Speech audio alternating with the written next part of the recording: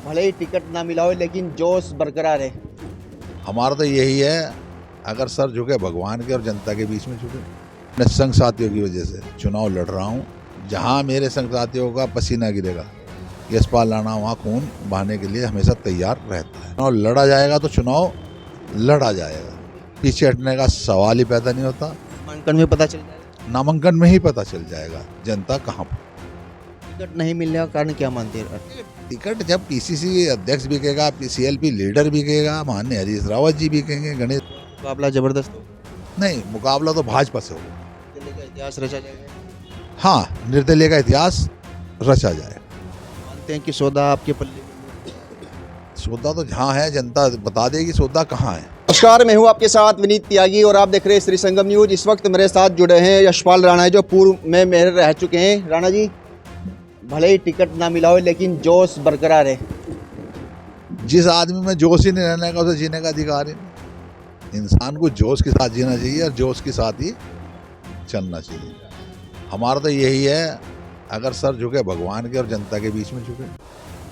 बाकी चीज़ से तो सब ठीक है। चुनाव लड़ रहे हैं, जनता ने कहा भाई हम चुनाव निर्दलीय आपको लड़ना पड़ेगा। मैं अपने संग साथियों की वजह से चुनाव लड़ रहा हूँ।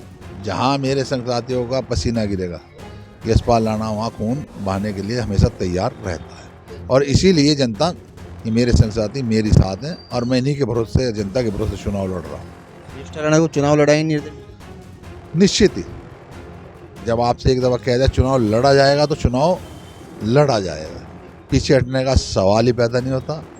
चुनाव में पर्चा भर के और चुनाव लड़ा जाए। कल नामांकन 10:30 बजे मेरे घर से। मैं सारी जनता से अपील करूंगा अधिक से अधिक संख्या में आएँ और मेरे अपने हौसले को दिखाएं कि जनता किसके साथ है। नामांकन में पता चल जाएगा। नामांकन में ही पता चल जाएगा जनता कहाँ पर। टिकट नहीं मिलने का कारण क्या मानते हैं? टिकट जब पीसीसी अध्यक्ष बिकेगा, सीएलपी लीडर बिकेगा, माननीय हरीश रावत जी बिकेंगे, गणेश गोदियाल जी बिकेंगे, तो कांग्रेस का भला कैसे होगा? कांग्रेस का भला नहीं होगा। कांग्रेस का भला जब होगा जब सच्चे ईमानदारी से आप पैनल पे आप रुड़की की जनता से सर्वे करवा दें।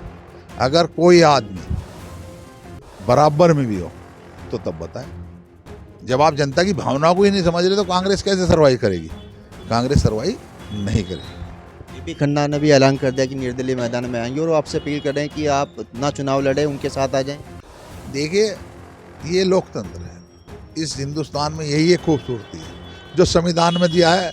एक वोट मुझे डालने का हक है, एक बीबी खन्ना हुआ है। सब अपने अपने वोट का प्रयोग करेंगे। जिसे जनता ज़्यादा वोट देगी चुनाव वही जीतेगा। मुकाबला जबरदस्त हो। नहीं, मुकाबला तो भाजपा से होगा। मुकाबला भाजपा से होगा और अच्छा मुकाबला होगा और निश्चित ही यशपाल राणा चुनाव, जनता यशपाल राणा को चुनाव जिताएगी।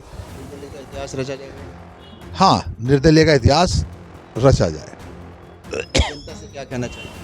जनता से मेरी यही अपील है, आप किसी के बहकावे में ना आए।